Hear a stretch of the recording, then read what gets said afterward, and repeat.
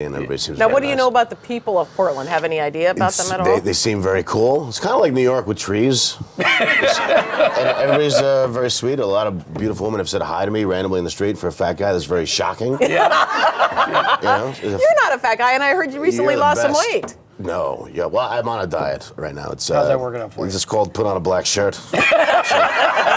I love that diet. That's my favorite diet of all. It's not really working. Now, where are you from originally? Originally from New York, and been living in Los Angeles for about 9 years. I think I've had enough. Ready to move? do you not like Los Angeles? No, I like it fine. It's just I like more of a city atmosphere, and Los Angeles is kind of flat and spread out and shallow. Yeah, it's like going out the suburbs and never stopping. Yeah, right? And I'm like one of 10 fat guys in the whole city. You know what I mean? Not to beat a dead horse, but there's only like 10 of us, and I see them at every audition. So. I want to, just a side note, when I lived in Los Angeles, this is a true story, how few fat guys there are. I went on an audition. My agent sent me out on an audition. They were looking for a John Candy type. Right. And they sent me. Right. That's ridiculous. Yeah, and I was thinner then than I am now, and I'm in the room with a bunch of fat guys. I was like, what the hell am I doing here? I'm a Denzel Washington type. What about Christopher Lloyd, though? You worked with him on that show, Yeah, too. he was phenomenal. I got to give him crap for, remember in Who Framed Roger Rabbit when he killed the cartoon shoe? Right. Remember that? Yeah. I was very upset at him for that as a 14-year-old when I came out, and he apologized. And it's nice to get that kind of closure. Now, do you get a lot of bit parts in different TV shows? Because I heard you had one of my favorite shows, Dexter. Yeah, you like Dexter? Love Great. Dexter. Yeah, I did. I played a fat guy on Dexter. What a shock!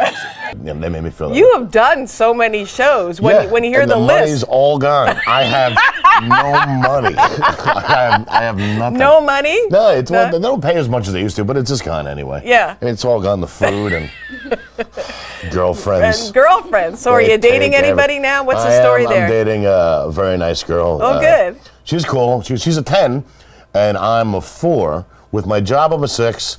With my bank account, I'm a negative 3,700. It's a stupid joke, but this is but she's still dating you. So. Yeah, she hasn't figured out I'm crazy yet. It usually takes 3 months. We're at 2.5. Oh, really? Any day now I'm getting that call. Now, did you meet? See you later, fatty. That's what I'm waiting for. No, did you meet her at a comedy club or something? Yeah. They think it's fun, and then they hang around for 2 months and go, this is really depressing. He just keeps getting fatter.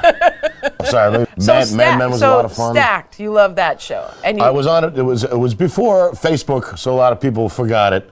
But it's on Hulu. You could see me when I was thin and cute. I could look down and see the stuff. Now I can't see. There's a stomach in the way, but I used to be able to look right down and see my stuff. And how was it? You can't. I cleaned up nicely, I thought. But I'm exercising. I'm training to be a fighter. That's true. Not UFC, KFC. I'm going to be these are the jokes I have written down. KFC will cross that one out. So how have you been in COVID? Well, listen, there's really been no difference from my regular life.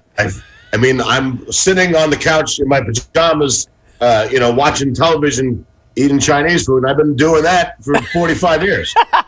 So if I could save a life by doing this, where's my statue? I've been doing this my whole life. So you wrote a book, though.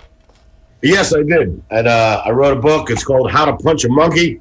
It's not about what you think it's about. Thank you for clarifying. It's just about, there's only one chapter on punching monkeys. But it's like, I really like George Carlin's book, Brain Droppings. I just loved it. Yeah. And so it's kind of like along those lines. It's a perfect book to read on the toilet, little 10-minute, depending on what you ate that day, 10 minutes or 5 minutes. You just kind of read a little bit. It can also double as toilet paper. Things are great. How are you? I'm good. I know you were a little stressed before we went on. So I bought a webcam for this, and then it didn't work. So I was like, I was like Yosemite Sam. I was cursing under my breath. It was great. That's what I needed. That was my exercise for the day. A little heart attack. I did lose 100 pounds. Since the last time I saw you, I lost 100 pounds. Really? That's not true. It's not true. But it makes me sound thinner. Like when you see me, you go, oh, that guy's pretty fat. When I say that, you go, oh, he's doing good. He looks good. And my personal favorite was Bill Murray's brother, Brian Doyle Murray, who was sitting at the bar there. And he wrote Caddyshack, and he had so many nice things to say to me, and I'll never forget it. Of course, he was drunk at the time, but I'll never forget it. he looked at me and he said, "He goes, you're one of the best I've ever seen." He worked with John Belushi, Chevy Chase. He said I was one of the best he's ever seen. And then he threw up on my crotch and passed out. But what was it like having him on the set?